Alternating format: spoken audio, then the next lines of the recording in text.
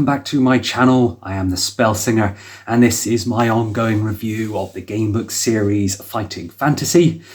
And in this review, I'm going to give you a quick look at this title and its book number. And then we'll have a look at the blurb for this one, talk about the plot, look at the locations, talk about the game mechanics, have a look at that adventure sheet.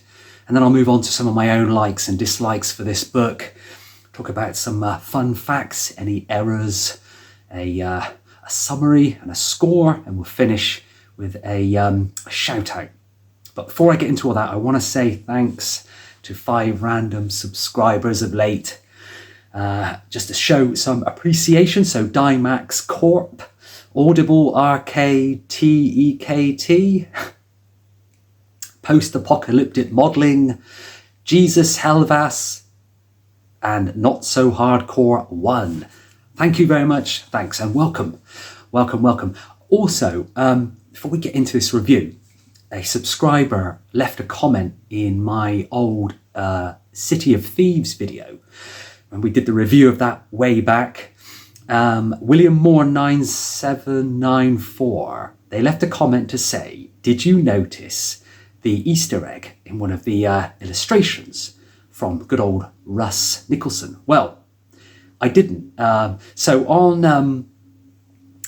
this piece of art here, you can see this old fella who's in the City of Thieves. And if you look really closely, you can see a copy of White Dwarf magazine circled right there.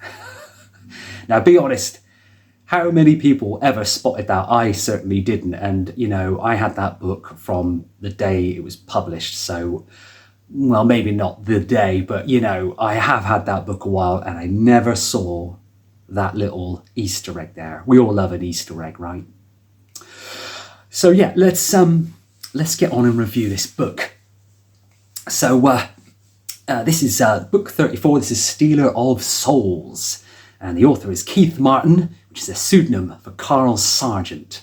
And this came out in 1988. And of course, the internal artwork is by good old Russ Nicholson. Russ is back giving us more goodness, more fantasy goodness in his illustrations. But the cover art here was David Gallagher. So a really nice depiction there of the head honcho, who we'll talk about a bit later. Really nice piece of art. But yeah, so good cover art and good internal art as well. So let me have a read of the blurb from my copy. So it says here, the name Mordraneth strikes fear into the hearts of all who dwell in Titan. And now he has found a way to unleash a magical army of fear upon the land.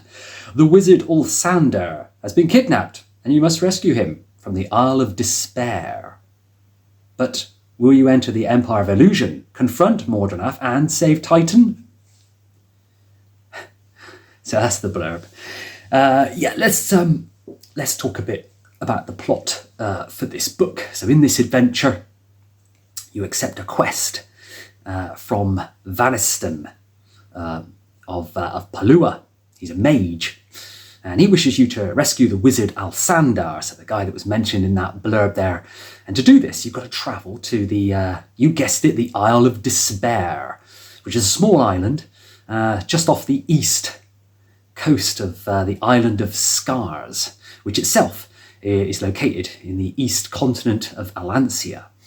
So you've got all that going on. So there's a nice idea of where you are situated in this one. Now, Keith Martin's later efforts in his range of books for this series would be amongst some of the best, the most imaginative fighting fantasy books that there are. Certainly in the latter part of this Puffin series. But this debut effort, it's okay. It's a less ambitious in scale, perhaps, but Stealer of Souls, for the most part, is a conventional kind of back to basics adventure scenario, a bit like Island of the Lizard King. It's a bit like that. And for its structure, it's very good. You know, you've got this boat trip to an island.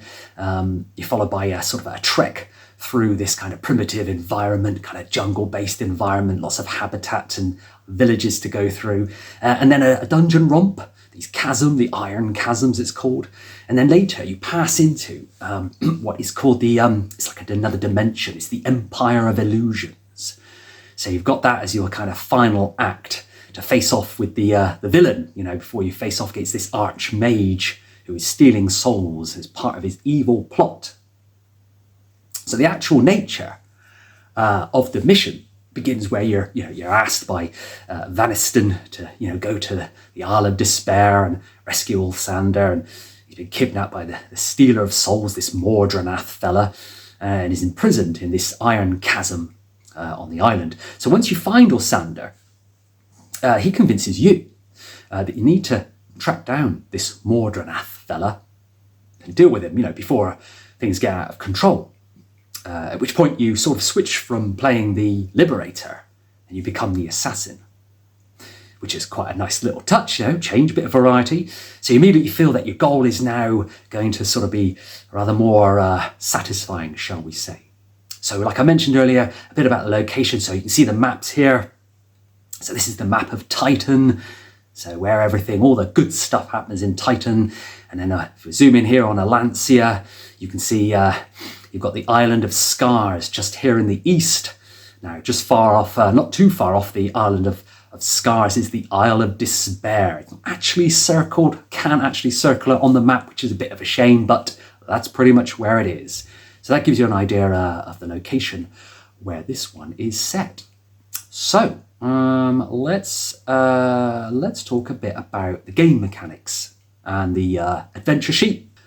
Nothing new in terms of combat for this one. It's all pretty standard fare, puzzles and additional kind of attributes. So it's pretty straightforward in terms of game mechanics. Fairly standard with no sort of additional abilities or sort of skills to learn as such. But one mechanic I liked was the variety of optional items that can bail you out of certain situations should you bump into them. So though they are also optional, if you would rather, fight your way out or flee, you can do that. So that's quite nice. So for example, you can acquire a cat at one point that will chase away sewer rats, or you can just fight them and flee. But of course you can avoid that if you've got this cat. And there's another thing, you can fight this giant spider at one point.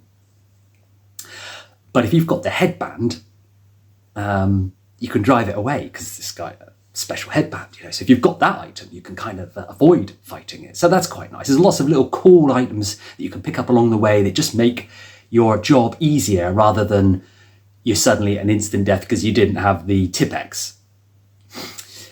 So there's all that. That's really cool. The final act, the Empire of Illusions, was fun, though could have been a bit longer and perhaps a bit more surreal. It was pretty standard fare in the way it was described, but it was a nice little addition, and to my memory, it hasn't been much like that before in these books, but perhaps this is where some new mechanics could have been introduced. Maybe a fear score, not dissimilar to House of Hell. That could have worked, but yeah. However, having said that, for the whole trek through the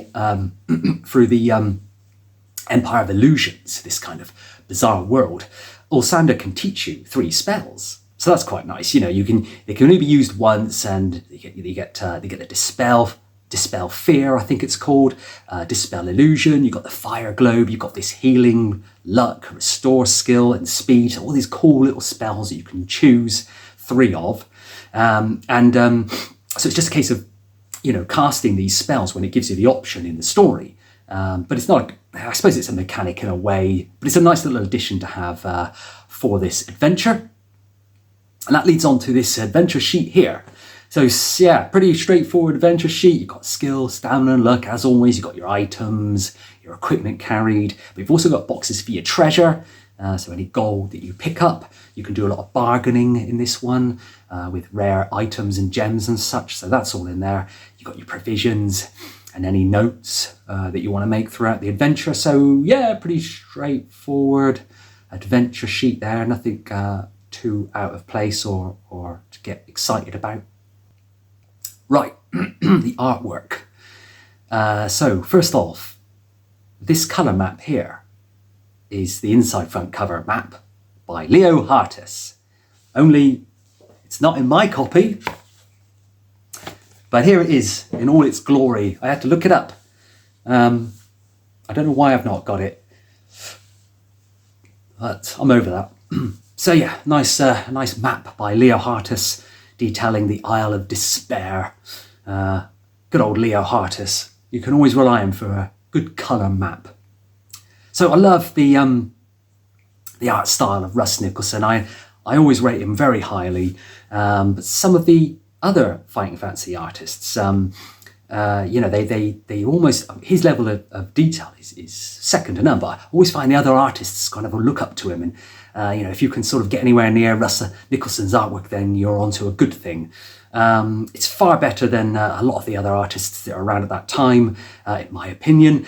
But compared to Warlock of Firetop Mountain and Citadel of Chaos, I did feel that Stealer of Souls art is just slightly lackluster. I'll run the artwork through the video as usual, and then you'll see what I mean. Some of the artwork can be, it's bizarre. It goes from one extreme to the other. It's either quite bland or really detailed.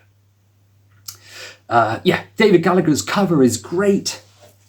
Like I mentioned, really nice front cover, kind of depicting, the head honcho there, the top villain. It's an efficient cover rather than some of that unnecessary busy covers that you sometimes get. The colours work really well with the central image of Mordraneth.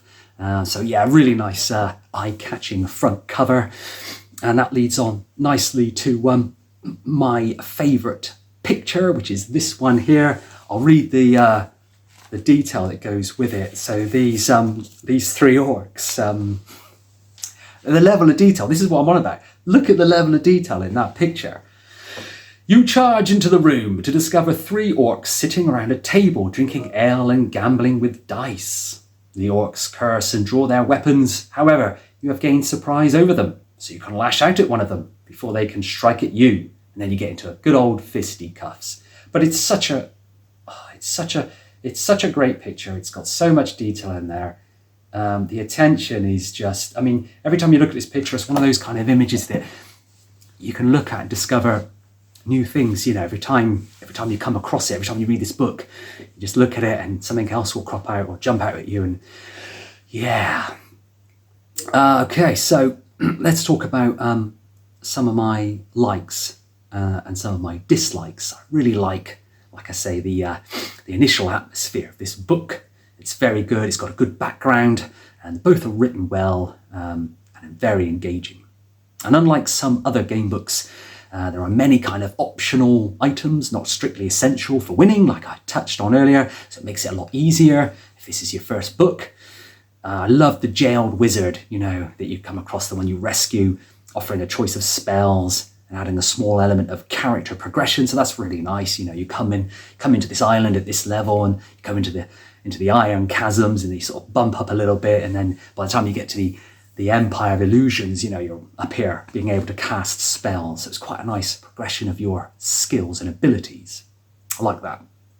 However, the adventure does become a bit of a generic kind of infiltrate the villain's lair and kill him, which is not a problem. It kind of loses a bit of the detail of the early acts in that final act in the Empire of Illusion. But the main villain, Mordraneth, he feels a little bit underdeveloped despite having been set up well at the start, which is a bit of a shame. But while the book is generally on the easier side, there's some really tough fights early on that are quite difficult and may require some high stats, but there's only a few. I'd say in general, you shouldn't have too much trouble beating this book, this first book by Keith Martin. The book can feel a bit disjointed at times, particularly the transition from the island exploration to the kind of dungeon crawl. But if you can see past that, then you're on to a winner. Right, my fun facts for Stealer of Souls. A little bit about the author to this series. So, of course, Keith Martin is new. This is his first book. This is his debut. And he held a PhD in psychology and parapsychology as well. And he earned these back in '79 at the University of Cambridge. These published works in this field include the Explaining the Unexplained, so Mysteries of the Paranormal, and this was received quite positive with lots of reviews and described as kind of like an introduction to parapsychology. Now, Carl Sargent, he would later leave the field of parapsychology altogether under slightly dubious circumstances, which I'll leave you to look up if you're interested. He started playing Dungeons and Dragons, of course he did, back in '78, and TSR UK, based in Cambridge, met with Sargent. And after he kind of submitted this article, Dungeons and Dragons, I think it was Imagine magazine, and Sargent, he authorised various, obviously, fighting fantasy, game books and novels for Games Workshop, of course, between '88 and '95. And there was I think that was under the pseudonym Keith Martin, so that's where the pseudonym came in, around about that sort of time. Keith Martin was the pseudonym for Carl Sargent. And Games Workshop moved in its sort of last remaining role-playing game line, I think it was called Warhammer Fantasy Roleplay, to its new subsidiary, Flame Publications, back in '89. And that's where Sargent was one of the freelancers, kind of aided this new company. So you can sort of see where he got into it all. He later worked as a freelancer again, sort of freelance designer, I think it was, and was brought into TSR to work on Greyhawk. So you got that Gygax link there. Most of his role-playing works were published between '87 and '96, and he authored many sort of products for Dungeons and Dragons, particularly for the world of Greyhawk, so Gygax, and Warhammer Fantasy Roleplay, and Shadowrun as well, so role-playing games in general. But sadly, he passed away in September 2018, so a big loss to that whole world, really, of D&D and fighting fantasy. I mean, imagine if he was still able to write books now. He could jump onto Scholastic and say, hey, print this bad boy. But anyway, errors for Stealer of Souls. Not too many. Reference 4.4 describes Alsander as an old man with a white hair and a beard. But the illustrations at 61 and 289 show him with no beard at all. Reference 52 says, your medallion flares. But it is possible to reach this point without the medallion. So, yeah. Just a bit of a continuity thing and a bit of a sort of I don't know, something got lost in translation between author and illustrator, perhaps, with those bearded characters, or not bearded. Yeah, so otherwise, it's a solid book. No game breaker errors at all. But let's summarise this one and give it a score out of 10. So overall, it's a pretty run-of-the-mill adventure with all three settings, the island, the dungeon, and the Empire of Illusion. They work all really well together, actually, with the sort of outside world giving clues and items. There's a few red herrings thrown in there as well, which is always a good thing before you sort of dive into that Iron Chasm, which is the dungeon crawl bit. The book starts with the usual disclaimer that if you have the right path, then it doesn't matter about your stats. And I think I would agree with it this time. Apart from a couple of tough battles at the beginning, which I think you can avoid, you could do this one with those minimal stats. I'm not saying skill 7, but you could do it. This book has 3 main acts, like I said. So there's this boat ride and this kind of item-riddled island trek to start you off, is followed by the Iron Chasm, and finally this trippy Empire of Illusions that's broken up nicely into your 3 typical acts. The Iron Chasms take up quite a large portion of this book, and really well described as well. Quite a large section of the adventure. There's room for sort of exploration in these as well, which is always a good thing. But there's really only one path to victory through there. It's a big dungeon, but if you want to get through it, you've got to find that true path, right? You do get the feeling that they are large and labyrinthian in the way it's described. Keith Martin's very good at that. So you get this kind of feel, this epic in size. and it's going to be a bit of a battle to sort of get through it. The inhabitants of the chasms, these iron chasms are not sort of detailed compared to those in the first part of the book, in the jungle section, which kind of makes sense because they're essentially there to, stop you getting to Mordraneth. So the Empire of Illusion, that final act, is made up of all these colourful sections where you shift from one plane of existence to the next. An added peril exists in this part, as you need to use your judgment, and decide when you're faced with something that's real or not real. So there's a lot of this kind of imagery in there. Is something real? Is it not real? Should I use my spell? Should I not? Because of course you've only got those 3. There's you don't need that time mechanic to sort of make you a little bit fearful of getting through that section. And having already saved Alsander, you are now armed with some of these spells, like I mentioned, to sort of defend yourself against the illusion of empire. But it's easy to make the wrong choice and waste those spells. So got to be really careful. Once you locate Mordraneth, you have to survive an initial sort of spell exchange. It reminds me of old Balthus Dyer, so that's quite cool. Followed by a final combat to sort of complete the book. So standard fare again, but quite nicely done and very well written. The sheer imagination that has gone into the illusion section is a sign of what would come from Keith Martin and his later books in this series. And I have to say that, this debut one sets the tone, but all of his other books just keep getting better. We'll get to those at some point. That's a really good thing. Really good. You can see how he sort of started off, and he did what all authors do. They do what they know, and they don't try and stand on the shoulders of giants straight away. They get that first debut book out of the way, and then they go on from there.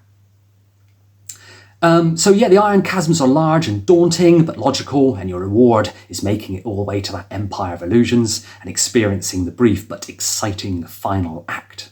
As the chasms are such a huge part of this book, they're filled with generally straightforward encounters, nothing too drastic. However, there are 1 or 2 unusual creatures to meet in this adventure. One is the sea giant, which is quite rare in fighting fantasy books, fighting fantasy lore. And the other one is this blue dragon that can breathe lightning rather than fire. So that's quite cool. Only the strongest encounters are particularly tough to beat, as you would expect at the beginning of this book, but which kind of makes, like I say, for a fairly easy book to finish. And again, if this is your first book, then it is a nice introduction into this kind of fantasy world. This is one of those adventure game books that regularly penalises you for not eating, so you could find yourself very weak by the time you get to the end. So it's a bit like the Sorcery series. If you don't eat every day, come morning, you're going to lose some stamina. An interesting feature is that there are only a handful of instant failures throughout this one, and the majority are towards the end, the final act. Another point of interest is the number of paragraphs that you need to turn to in order to complete this book. You can go almost everywhere in just one single playthrough. It's quite linear, not dissimilar to Caverns of the Snow Witch, which was very linear, and you felt like you literally read every single one of those 400 references. So it feels really epic. I quite like that. All in all, it's a book that it's got real charm, and it's genuinely likeable adventure. The final section of the book is brilliantly written. It's easy-ish. It's a long journey in places, but it's certainly worth a chance. So I would recommend this one. It's a great beginner for good old Keith Martin. But I probably will still give it 6 out of 10. Yeah, I'll give it a 6 out of 10. There's nothing wrong with it, but it's not what we've been used to because it's the first-time author. I'd like to give a shout out to a guy on YouTube. His channel is Nev's Book Channel, and he's great. He's going through all the books, and at the time of this review, which is November of 25, he has just reviewed book 2, Citadel of Chaos. So you've caught him at a good time if you are interested. He reviews these books. He's really great. He's very funny. He gives a lot of detail into these books as well. He does a really great job. The production value is very high, much more so than this channel. And I highly recommend him. Check him out. I'll put a link in the description if you are interested. Yeah, Nev's book channel. Okay, that's my review for Stealer of Souls, a brilliant debut by the late, great Keith Martin. And I hope you liked it. Hope you liked the review. Give me some comments if you're interested.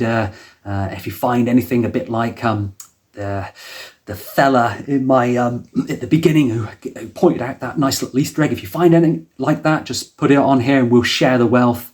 Maybe share the site. And think about subscribing if you want to. And the next book we're going to review is book 35, Daggers of Darkness, by none other than Luke Sharp. You all know how I feel about Luke Sharp, but actually Daggers is quite good. So catch me in that review, take care, and I will see you soon.